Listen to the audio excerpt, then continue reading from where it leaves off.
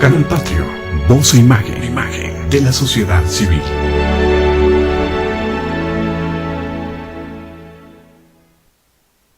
Canal Patrio, voz e imagen. Estamos de regreso con ustedes en esta segunda presentación de su programa Gestión Social en este martes 17 de junio de 2014.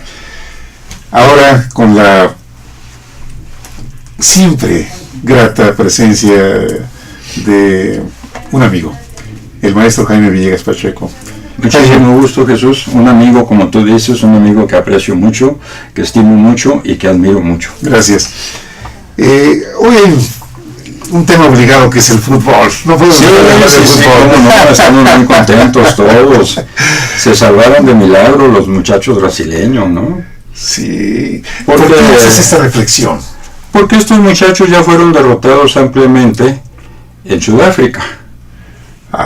Entonces diríamos que son nuestros clientes. Claro, hoy tenían la ventaja enorme que pesa mucho. Sí. De jugar en su país, de jugar en su estadio, de jugar con su afición y de tener además sobre sus espaldas el peso de que, bueno, les construyeron un estadio porque se remodelaron algunos, pero de que se hizo un campeonato para que lo ganaran. Sí. Entonces sí tienen mucha presión y al mismo tiempo tienen mucho apoyo, porque todo Brasil, que son 150 millones, están detrás de ellos. Claro. Entonces eso compensó la superioridad, la superior calidad del equipo mexicano, que ya lo derrotó ampliamente en Sudáfrica. Sí. Entonces la victoria era esperada de México, pero había que tomar en cuenta esta situación. Y de hecho, bueno, en los últimos 3 minutos de reposición hubo un par de intentos de gol sensacionales, especialmente uno que pasó rasante sobre el travesaño, sí, que debe haber sido gol, y el otro igual. Entonces se les debió haber ganado por 2-0. Pero bueno, pues así es el fútbol. Estamos muy contentos. Yo creo que la situación anímica de los jugadores es muy elevada, la autoestima en este momento. Es verdad, la autoestima es... Entonces, como dicen, ellos le van a jugar 11-11 a quien se les ponga enfrente. Se gana o se pierde, pero estoy seguro que jugarán muy bien. Sí. Mira, a mí me llama mucho la atención el espíritu de equipo. Sí, es sensacional. Un buen trabajo de equipo. Excelente, realmente muy conjuntado. Yo no sé mucho de fútbol, de hecho no sé nada de fútbol, pero obviamente lo considero un deporte muy interesante y además es oro molido para muchos estudiosos, por ejemplo, para los sociólogos, para los antropólogos, e incluso pues hasta para los teólogos o estudiantes de teología. También, porque bueno, mucha gente lo toma prácticamente como una religión.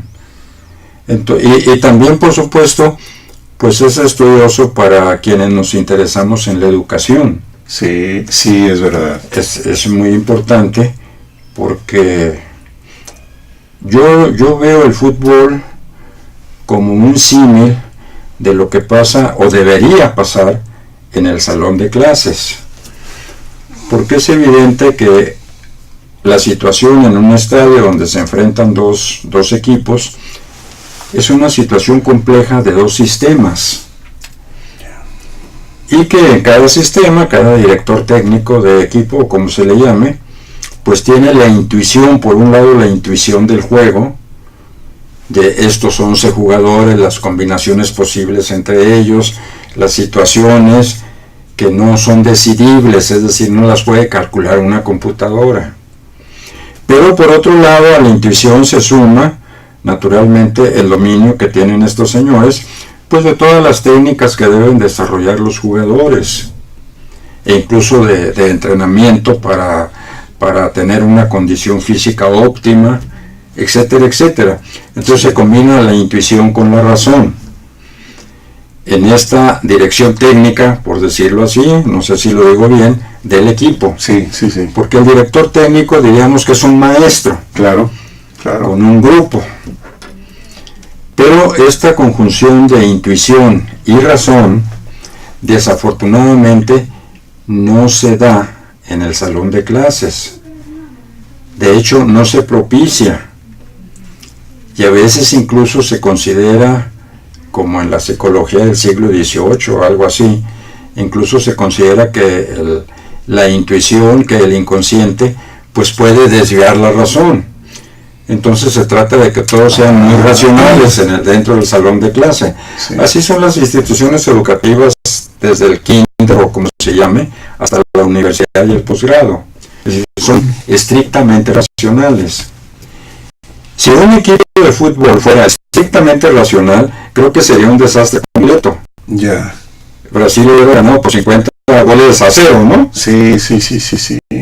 Pero no sé por qué este isomorfismo que debe darse entre la preparación de un buen equipo de fútbol y el salón de clases no se da en lo absoluto.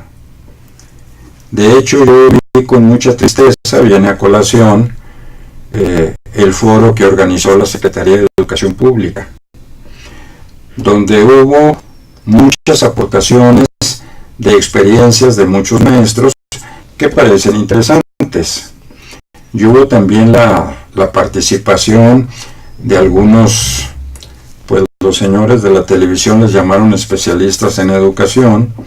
Yo espero que sean un poco más que eso, pero bien, muy brillantes, gente muy inteligente. Yo conozco a algunos de ellos, al maestro José Ángel Pescador Osuna, al maestro Carlos Ornelas, pues evidentemente más inteligentes y con más preparación que yo. Pero la cuestión es que no dan en el blanco, que dedican su talento, que es mucho, su conocimiento, que es mucho, a estudiar las condiciones externas a lo que sucede en el salón de clases. Y naturalmente, bueno, lo que hace la SEP, que obviamente no sabe nada del asunto, pues es recopilar. Se habla de más de 6,000 ponencias. Por cierto, yo mandé la mía, pensaba participar como un especialista en educación, lo pongo entre comillas porque me da risa, espero ser un poco más que eso, y le envié y me dijeron que me iban a avisar. No me avisaron nunca. La organización fue bastante mala, como es costumbre, bastante deficiente, pero además yo estaba más interesado en desarrollar mis trabajos que en ir a decir en 3 o 5 minutos, que es lo que permitían. Sí. Lo mismo que digo aquí con toda franqueza. Yo creo que fue muy clara la indicación que hizo el secretario de Educación, si no me equivoco, en un discurso de diciembre del año pasado, en el sentido de que se necesitaba cambiar el modelo. Lo dijo palabras menos, palabras más, palabras menos. Se necesita un modelo que no sea solo de memorización. Resulta que el foro yo creo que es un completo, pues, no sé, una desilusión, porque lo que decidieron cambiar fue los maestros, es decir, convertir supuestamente de maestros que según ellos son deficientes en mayor o menor medida, en maestros eficientes, o como lo plantean en términos bastante prosaicos, a los maestros que no enseñan en maestros que sí enseñan, y también pues en transformar o cambiar o mejorar el currículo. Sí. O sea que tampoco tiene mucho sentido cambiar unas materias por otras. Unas materias pueden ser más adecuadas que otras, es cierto, pero las ciencias está integrando disciplinas, es un proceso natural. Entonces ya no es posible tener un currículum de disciplinas, por adecuadas que sean estas. Entonces yo creo que realmente están perdidos en el espacio y que no va a suceder nada, porque obviamente la capacitación de más de 1 millón de maestros, como yo lo dije en alguna ocasión, suponiendo que encontraran no sé cuántos miles de maestros para preparar a este millón, sí, pues todavía sería discutible si realmente ese millón entendió y interpreta las indicaciones que les dan estos supuestos maestros sabios. Y luego todavía faltaría ver pues si ellos pueden transmitir, ese es el ideal del modelo actual, yo no estoy de acuerdo, si pueden transmitir a los alumnos este supuesto conocimiento fijado, cosa que también dudo mucho. Entonces, en primer lugar, no cambiaría nada el modelo, cambiarían los maestros, suponiendo que pudiera hacerse, y cambiarían las materias, que sí puede hacerse. Pero en segundo lugar, el aprendizaje no tendría un carácter necesario, sería aleatorio otra vez. Dependería de que a unos jóvenes les interese, etcétera, que el maestro sea bueno, que llegue de buen humor en la mañana, en fin, de factores totalmente subjetivos. Por ese rumbo, lo que van a tener dentro de 100 años es exactamente igual que lo que tienen ahora. No va a mejorar nada porque no han movido 1 milímetro el modelo. O sea que, si las cosas siguen como están, vamos a seguir ocupando de los últimos lugares del modelo educativo en el mundo. O peores, porque hay naciones que sí están avanzando, porque hay naciones que sí están cuestionando sus modelos. Sí. Y hay naciones que están tratando de diseñar nuevos modelos de aprendizaje. No lo han logrado todavía, pero bueno, lo están intentando. Entonces, si nosotros seguimos haciendo lo mismo, tratando de capacitar a los maestros, que además físicamente es imposible por la cantidad, sí, el número de maestros que hay. No es lo mismo capacitar a 40,000 maestros en Finlandia, suponiendo que ese fuera el propósito de la educación, que yo creo que si hicieran eso, o de alguna manera lo hacen, tampoco es el rumbo. Sencillamente los alumnos finlandeses quizás son de los menos malos, pero el modelo es tan malo como el de aquí, no quiero decir nombres, no, de cualquier lugar de la República, o incluso como el de Estados Unidos. Son modelos de transmisión, son modelos que vienen de siglos atrás, son modelos que ya no funcionan. Y son modelos muy subjetivos en el sentido de que sí, los maestros finlandeses los capacitan, son la maravilla del mundo. ¿Y qué garantiza que el supuesto conocimiento pedagógico que ellos adquirieron puedan aplicarlo? ¿Y qué garantiza que aún aplicándolo puedan explicarlo a sus alumnos? ¿Y qué garantiza que sus alumnos lo entiendan? Entonces son como modelos de adivinanzas. Entonces, mientras insisten en mejorar a los maestros y en mejorar los contenidos, son modelos de adivinanza. Sí. Oye, Jaime,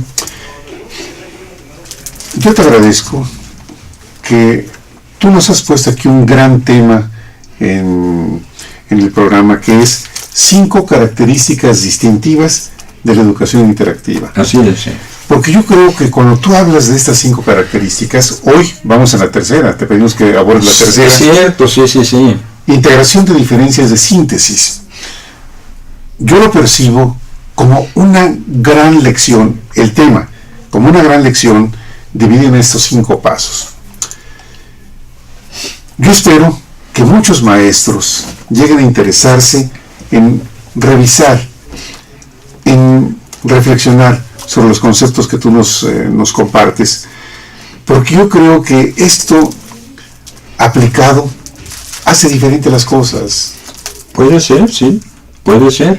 Ya que mencionas esta tercera característica que yo di en un programa anterior, sí, la integración de diferencias en síntesis, pues quizás ahora sea más prudente volver al fútbol, porque estamos muy contentos, obviamente, claro, por el empate de México, que sí, es un triunfo, en realidad, claro, es un triunfo. Es cierto. Entonces, evidentemente, esta integración de diferencias en síntesis, pues es lo que hizo posible que la selección nacional, que el equipo mexicano, jugara tan bien, porque sí, cada jugador es diferente, obviamente, claro, es un individuo único, irrepetible, tiene su personalidad, sus cosas buenas, sus cosas malas, sus habilidades.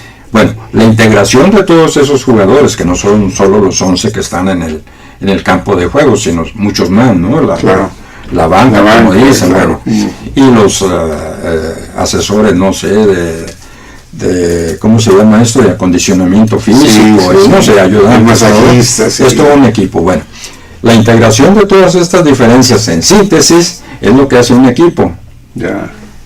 ¿Cómo demonios se pueden integrar diferencias en síntesis en un salón de clases donde hay 20, 25, 30 alumnos que no juegan como equipo? Sí, es cierto. ¿Cómo se puede? Pero además, la síntesis es una de las capacidades intelectuales superiores fundamentales. Hay expertos que hablan, que le dan más importancia al pensamiento crítico, otros al pensamiento sistémico, y todos ellos son muy importantes, por supuesto. Pero la capacidad de síntesis es la que garantiza la producción de ciencia y de tecnología. Yo defino, pues quizás ya estirando mucho los conceptos, pero básicamente eso es. Yo defino la ciencia como síntesis. Entonces, si una persona no sabe hacer síntesis, bueno, no sabe hacer ciencia. Si una nación no sabe hacer síntesis, bueno, no tiene ciencia. Pero además, si no la promueve en sus instituciones educativas, entonces, ¿cómo esperamos que los niños y los jóvenes aprendan por revelación divina? ¿Qué es lo que están pensando las autoridades? ¿Y qué es lo que están pensando los expertos en educación de todo el mundo? Porque yo no veo experticia, con el debido respeto, pues prácticamente nadie, ni mexicano, ni ruso, ni alemán, sino pues que los traigan y nos digan, ¿no? Porque priva el pensamiento analítico. Y el pensamiento sistémico y la síntesis está totalmente ausente del modelo educativo a todos los niveles y en todas las modalidades. Sí. Lo que están haciendo en todos los niveles y en todas las modalidades es transmitir conocimiento fijado.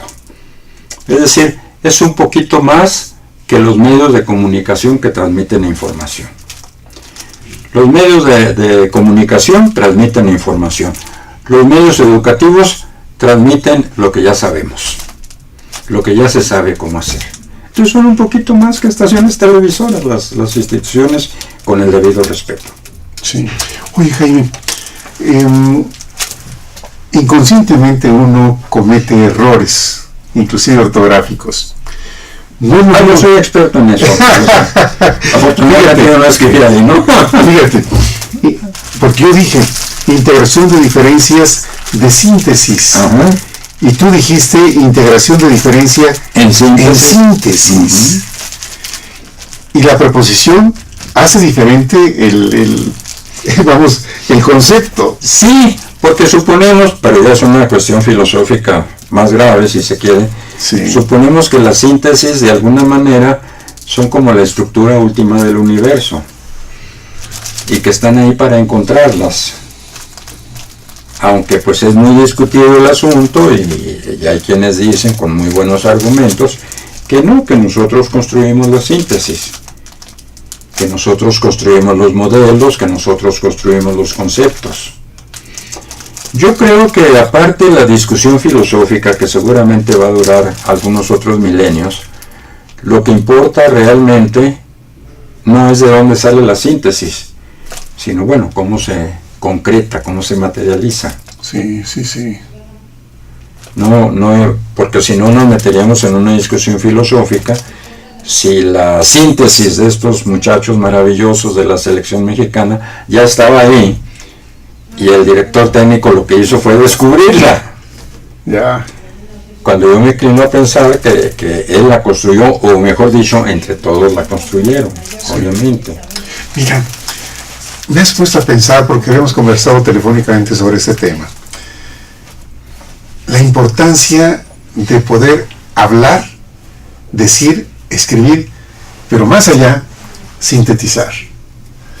Porque se puede hablar mucho y no llegar a ninguna conclusión. Así es. Los filósofos son expertos en eso. ¿En qué?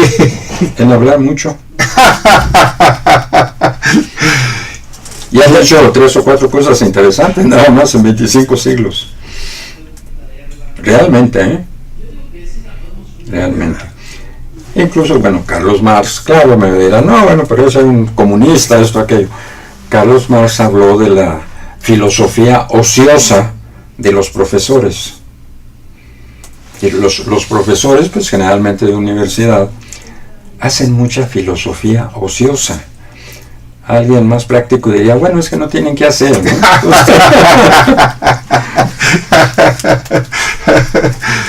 Mira, en esa conversación que tuvimos telefónicamente, me pusiste a pensar en el uso de las preposiciones.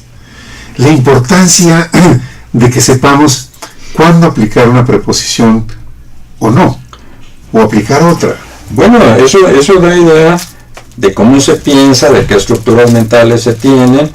Ayer escuchaba en televisión, no recuerdo si a un locutor o, ¿cómo se llaman ahora? Comunicadores. Sí. Que dijo el gobernador de Michoacán, es el, ¿cómo se llama? Fausto Vallejo. El gobernador de Michoacán, Fausto Vallejo, viaja hacia Nueva York. No se viaja hacia Nueva York. Se puede ir hacia Nueva York o se viaja a Nueva York. Pero no se viaja hacia Nueva York. Hacia es una preposición. Sí. Las preposiciones todos los aprendimos en la secundaria, ¿no? Ante, bajo, cabe, con, contra, de este, para, así, etcétera. No se viaja hacia Nueva York. Se viaja a Nueva York. O va en viaje hacia Nueva York.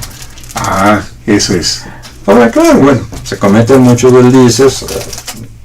Yo no soy policía de la gramática, ni quiero serlo, ni mucho menos. Yo mismo. No, pero yo creo que sí es importante que uno se ponga a pensar, oye, a ver, primero, ¿recuerdas todas las preposiciones? Y hay que hacer la gramática y recordar las preposiciones, porque por lo visto es un elemento muy importante en las oraciones, la preposición. Absolutamente. Sí, absolutamente. Porque la preposición enlaza ideas, palabras. Tiene muchísimo valor, y bueno, yo no quisiera ser ave de mal agüero, pero si los mexicanos usamos muy mal las preposiciones, pues seguramente también pensamos de forma muy inarticulada, es decir, pensamos mal. Sí. Y si pensamos mal, bueno, pues no vamos a hacer las cosas bien. A lo mejor a estos muchachos del equipo de fútbol, quizás serían mejores, pues habría que ponerlos de profesores universitarios o algo así, ¿no? Porque luego muchos profesores universitarios, pues no hacen, ¿cómo diríamos, mi querido Jesús? Un uso adecuado de las preposiciones. Mira, hablando de lenguaje, en un programa tuve un invitado que su carrera de origen es ingeniería, pero él tenía el deseo de aprender francés y se fue a Francia, y entonces entró a otra parte que es el arte. Y él aquí nos comentaba que el francés es un idioma muy preciso. Así es. Y en el mundo, los tratados internacionales se escriben en francés porque el texto no deja lugar a dudas. Así es, la precisión, la claridad del lenguaje, sí. Incluso el ritmo. Yo no sé francés, pero en alguna ocasión un amigo mío muy entusiasta prometió enseñarme, pues, lo básico del francés. Sí. En 3 meses yo tenía que salir del país. Y me dijo, si vienes de 7 a 10 de la mañana, en 3 meses yo te enseño francés. Entonces, bueno, yo fui muy entusiasta a esa hora. Y me encontré con la sorpresa, porque creo que estuve 2 meses, porque tuve que salir antes. Me encontré con la sorpresa de que en 2 meses, lo único que él me hizo aprender, por decirlo así, sí, fue el ritmo del francés. Me ponía canciones y me ponía discursos del general de Gaulle. Entonces yo estuve durante 7-8 semanas a diario escuchando canciones que, bueno, son bellísimas. Sí.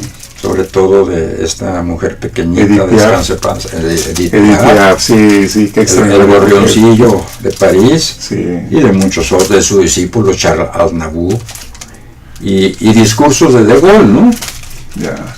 Y yo le dije a mi amigo, oye, pero no estoy aprendiendo nada, ¿no? Me dijo, no quiero que aprendas palabras ni nada de eso. Quiero que hagas oído, que aprendas el ritmo del idioma. Ya.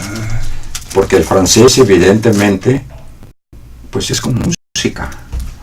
Sí, tiene ritmo. Es un idioma muy musical, ¿verdad? Que no tienen los idiomas groseros, por supuesto, ya no digamos los orientales, sino incluso el inglés. Ya. Aunque, pues depende también quién lo diga, ¿no? Porque yo, sin saber una sola palabra de alemán, tuve una amiga que me leía poesía en alemán, y cuidado, que se oía precioso aquello, sin entender yo absolutamente qué quería decir. ¿Por el ritmo? Por el ritmo. Por el ritmo.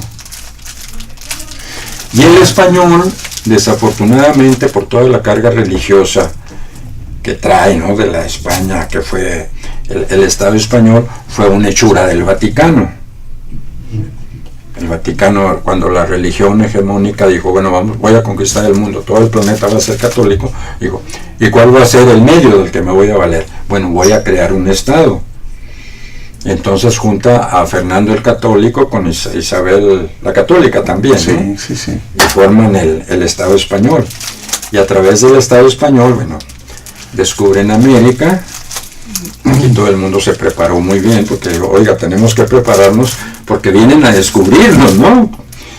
Y entonces, bueno, como todos sabemos, todos los países latinoamericanos, Sí, pues son altamente católicos, claro, ¿no? es cierto, sí. Pero entonces el español está, en mi opinión, excesivamente sustantivado. Tiene una abundancia, o yo diría exuberancia, de sustantivos. Y no tantos verbos en proporción. Y no tantos verbos.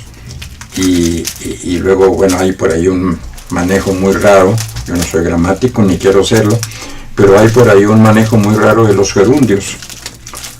Un maestro mío me explicaba, yo nunca le entendí del todo, un maestro mío me explicaba que el gerundio en inglés es activo, pero que el gerundio en español es pasivo. Cuando un americano dice I'm doing it, quiere decir que realmente lo está haciendo. Pero cuando un mexicano dice lo estoy haciendo, quiere decir que todavía no lo ha hecho. Exactamente, Sí. exactamente. Lo estoy haciendo, pero Dile, no ha hecho nada el hombre, y le dice un compañero, dile al jefe que lo estás haciendo.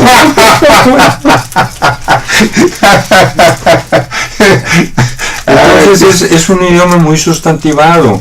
sí. Tenemos un problema en epistemología muy fuerte.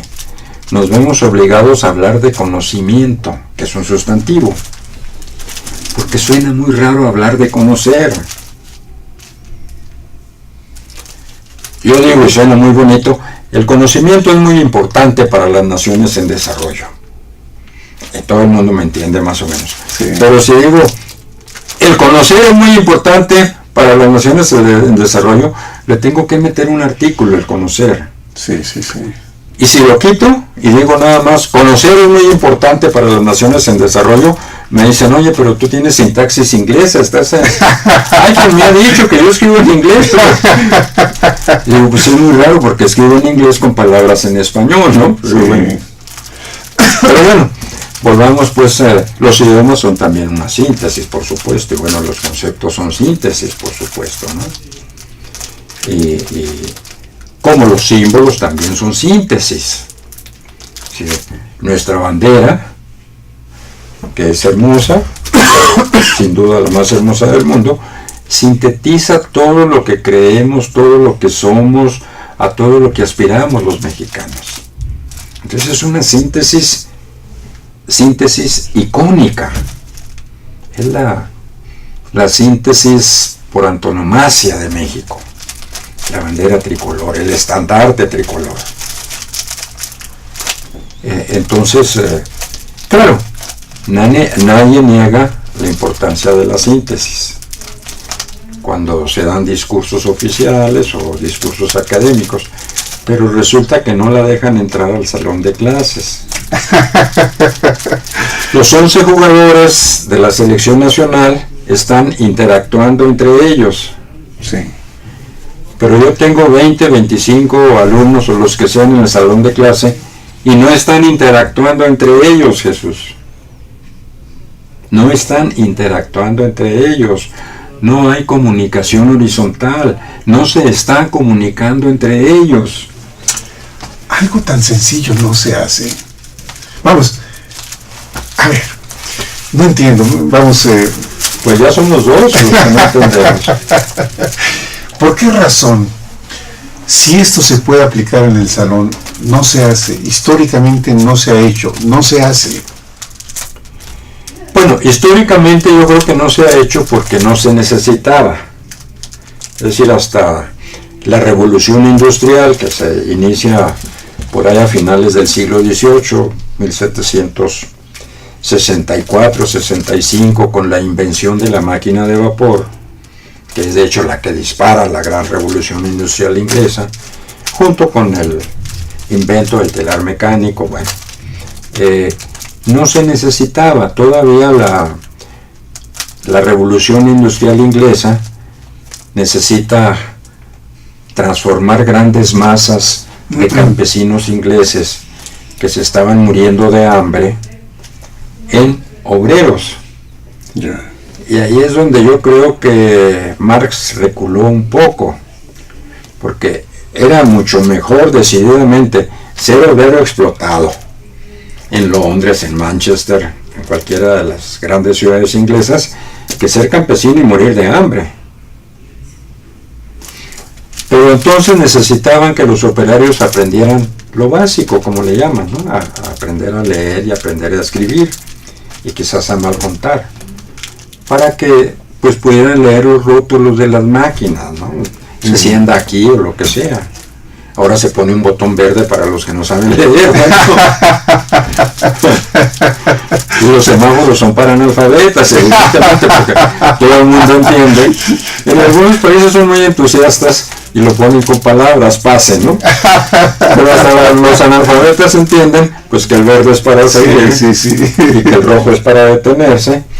Y si no, pues lo aprende por experiencia cuando los atropellen, ¿no? Exacto.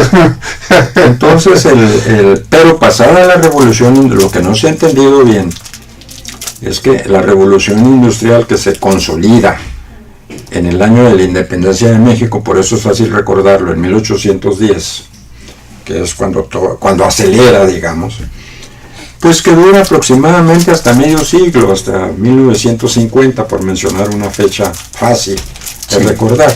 En realidad es en los 40, de hecho la década de los 40, es decir, de 1940 a 1950, es la época de los grandes inventos que hacen posible el cambio de civilización. Entonces, en 50, por fijar una fecha, la civilización cambió. Ya la civilización industrial queda subsumida, es decir, queda integrada, queda incorporada a una nueva civilización. Me temo que en nuestro país nadie se ha enterado de este cambio de civilización. Seguimos pensando en la civilización industrial. En la civilización industrial había que dar instrucción a los operarios. Y bueno, los pensadores, los que reflexionaban sobre las ideas, pues iban a las universidades, porque la revolución industrial inglesa se apoyó en el movimiento filosófico del empirismo inglés y en la filosofía liberal inglesa, que a su vez fue como sustento de la fundación de la República Americana. Pero pasada la revolución industrial viene una nueva civilización. Esta nueva civilización sí requiere tanto de las personas como de las instituciones educativas como del gobierno, sí requiere de síntesis, sí requiere de jugar bien al fútbol, sí requiere de tomar en cuenta. Para que haya esa síntesis necesito la intuición, esta intuición del señor director de la selección nacional mexicana, pero necesito también la razón, necesito el conocimiento, bueno, cómo se acondiciona físicamente a los jugadores, la psicología, cómo se les anima, cómo se les desarrolla una personalidad, una autosuficiente, la autoestima, etcétera, etcétera. Entonces se conjunta intuición y razón, y ahí están los resultados. Claro. Pero en la escuela no, en el aula no, porque en el aula siguen pensando en transmitir conocimientos. Sí, y fíjate, los talentos de los niños son increíbles.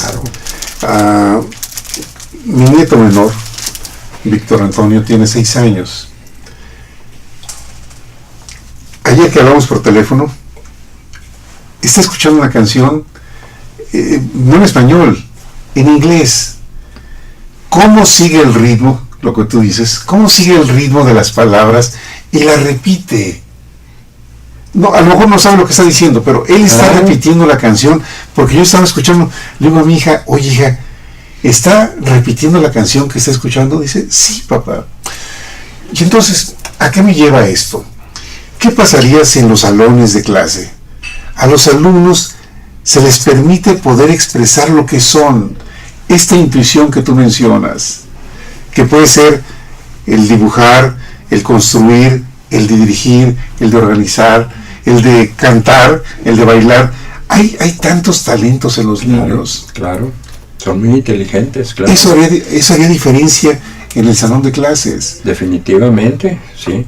Ahora, claro, hay que estructurar eso, porque si no, podría caer, y seguramente caería, pues en el mismo defecto que tiene la educación de adivinanza actual,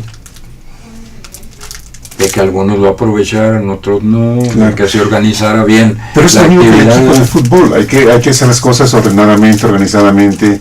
Vamos, pero que haya la libertad de cada uno poder aportar lo suyo. Ese Cada puede- jugador tiene su talento, Cada jugador aporta su personalidad. y su es única. personalidad, sí. Sí, pero el conjunto está estructurado, organizado. Si las clases de educación interactiva tiene que organizarse. No es algo así como dejar que cada quien haga lo que le dé la gana. Porque sería el caos. Sería el caos. Sería el caos, claro. Sí. Ahora,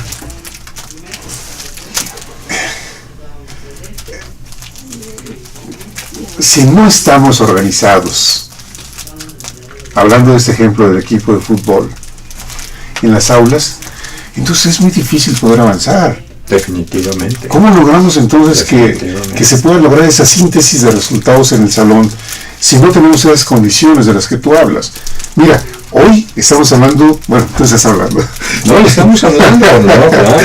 Por favor. De esta tercera característica distintiva de la educación interactiva, integración de diferencias en síntesis. ¿Cómo logramos que los alumnos hagan ese trabajo de síntesis en el salón todos los días? Tiene que estructurarse. Tiene que estructurarse. Porque Sí. si no caeríamos en lo mismo. Claro. Tú aquí nos has puesto algunos acertijos y veo que el día de hoy nos has traído un material muy valioso que tú has desarrollado, que tú has creado. Aprendizaje basado en problemas. ¿Quieres hablar de ello, por favor? Sí, cómo no, claro que sí.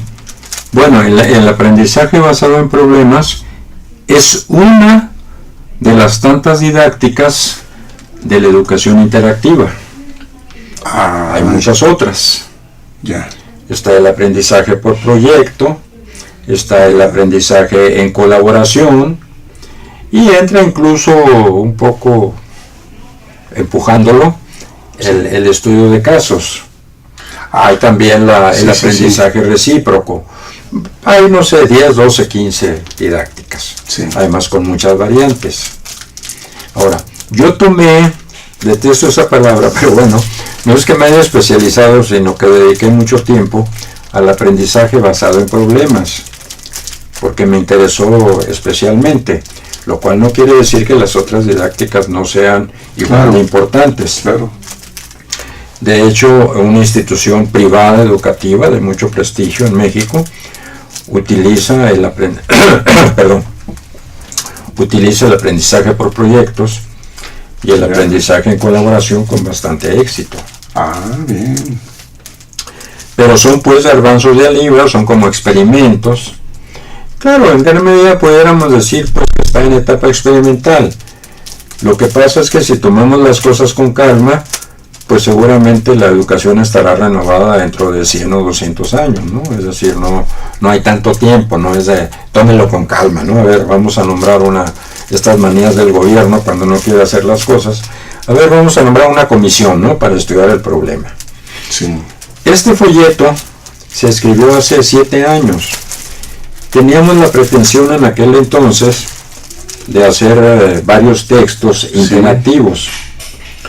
Algunos de ellos se hicieron.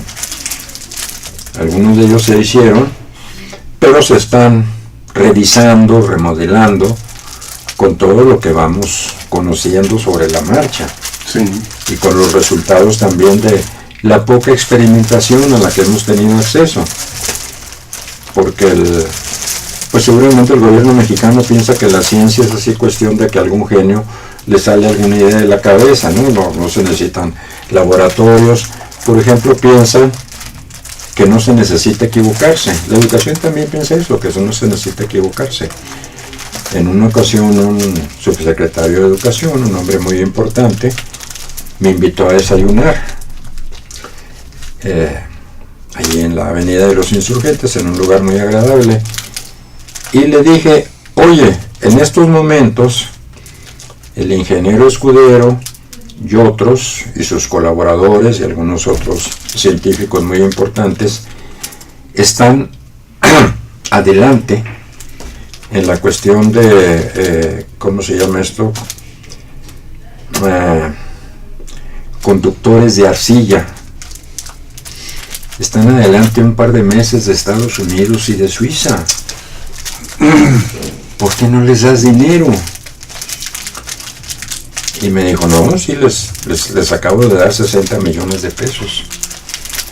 Y dije yo, no, hombre, 60 millones de pesos, dale 600, hombre. Bueno, me dijo, a los que tienen éxito les damos. Y les dije, creo que eso es un error muy grave.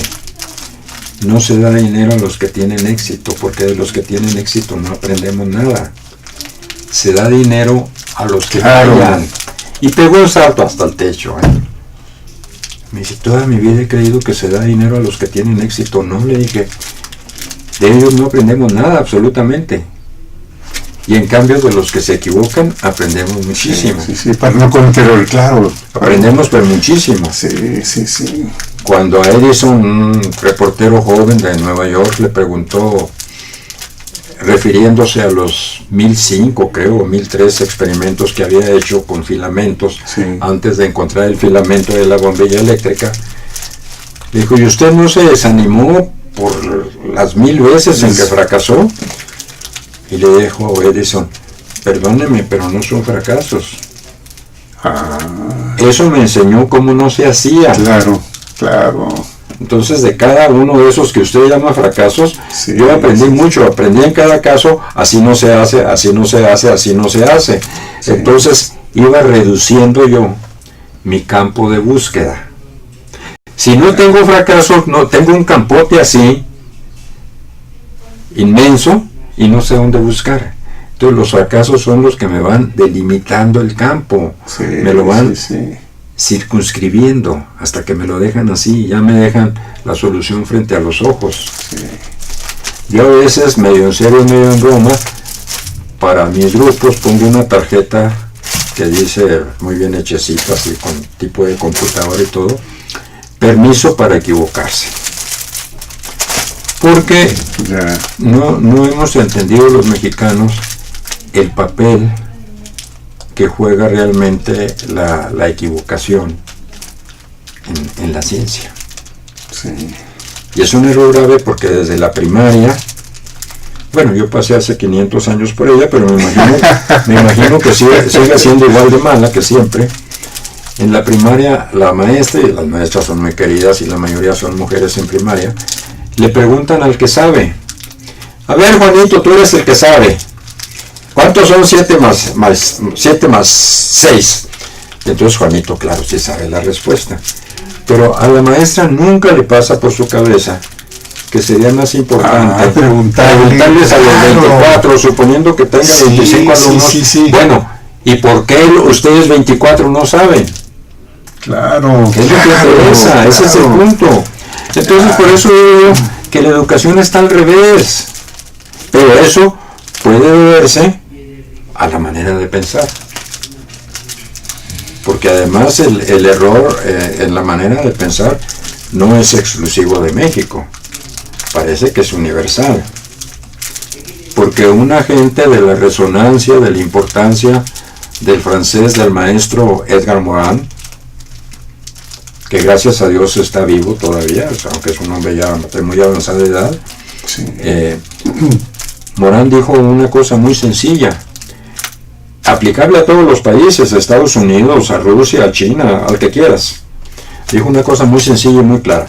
La reforma de la educación pasa necesariamente por la reforma del pensamiento. Si no cambia la manera de pensar, no va a cambiar la educación.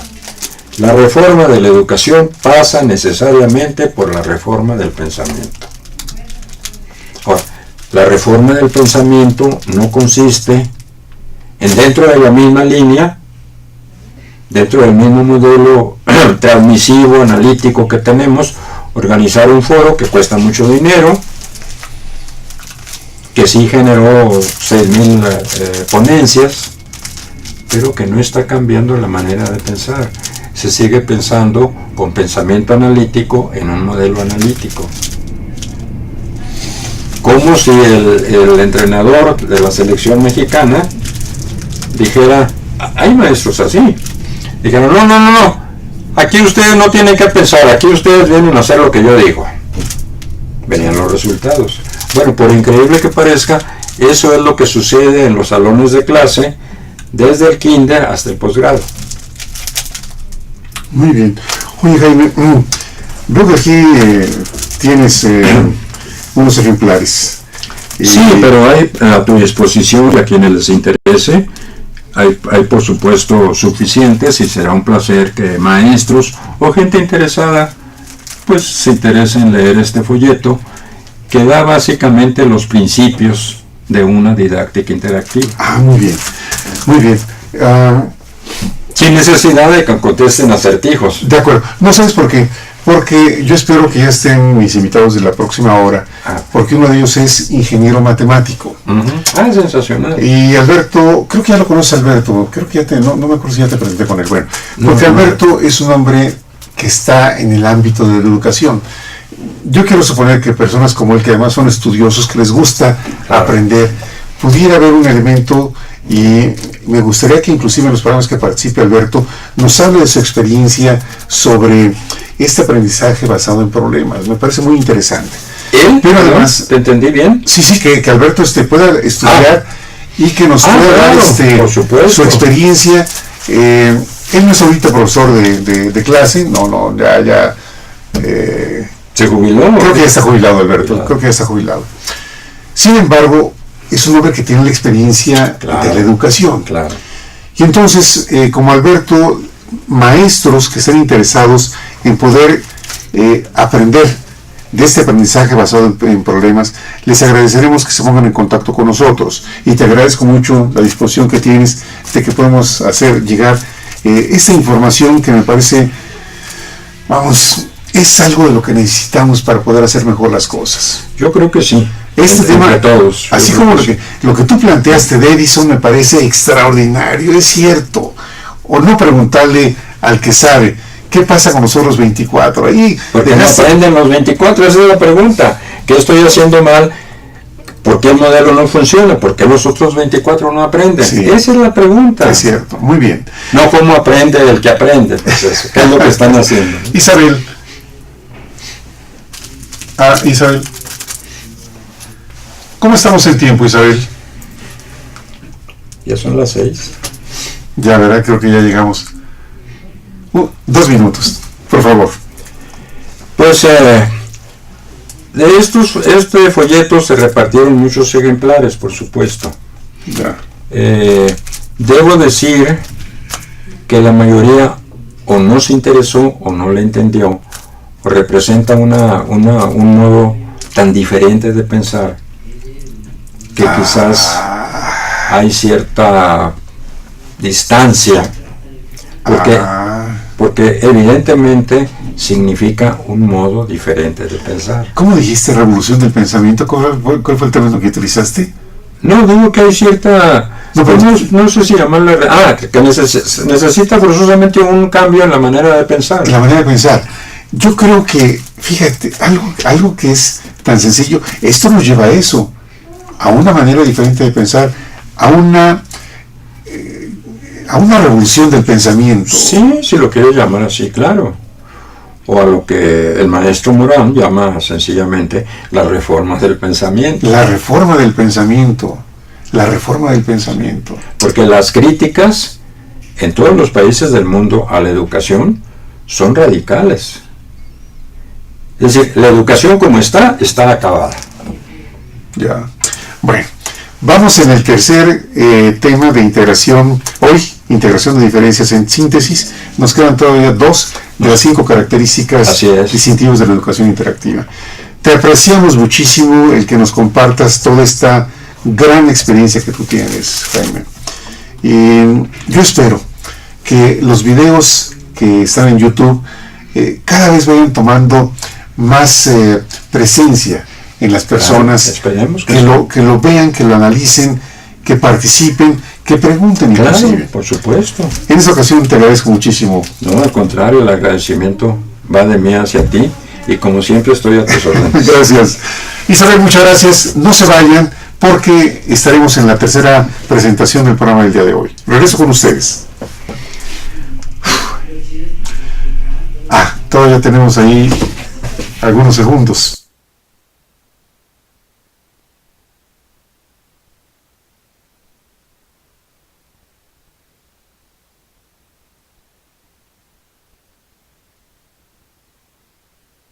Canal Patrio, voz e imagen de la sociedad civil.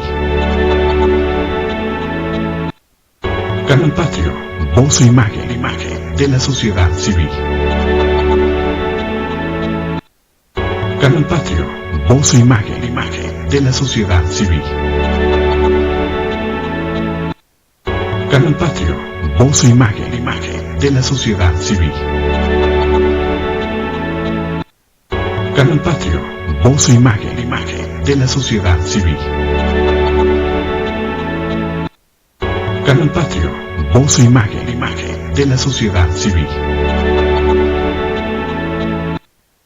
Canal Patrio, voz e imagen de la sociedad civil. Canal Patrio, voz e imagen de la sociedad civil. Canal Patrio, voz e imagen de la sociedad civil. Canal Patrio, voz e imagen de la sociedad civil. Canal Patrio, voz e imagen de la sociedad civil. Canal Patrio, voz e imagen de la sociedad civil.